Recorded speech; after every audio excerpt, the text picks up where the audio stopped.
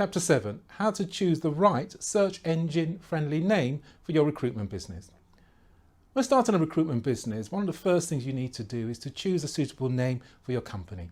It is worth spending time considering the name, since not only will this be the first thing potential customers see, but it will also with you for the duration of your business venture. Choosing a name for your recruitment business at first looks easy.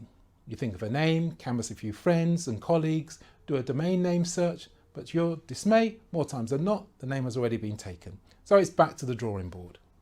First thing to keep in mind is to avoid choosing a name that may mean a lot to you, but that means diddly squat to your potential clients and candidates.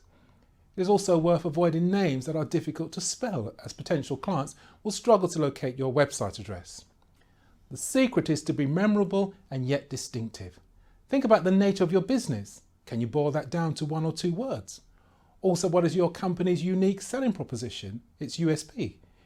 If you are looking to specialise in supplying, let's say, senior managers, then you may want to create a name that denotes executive recruitment.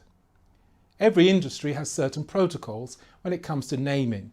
For example, you wouldn't lightly call your executive recruitment agency Top Dog Recruitment. But you'll have to decide on a name that reflects the nature of your business, if you want to push the conventions of your sector in order to make your business name stand out. Finally, it's good to try and hit on a name that is early in the alphabet and avoid numbers. People tend not to remember numbers or whether the numbers are spelt out or not.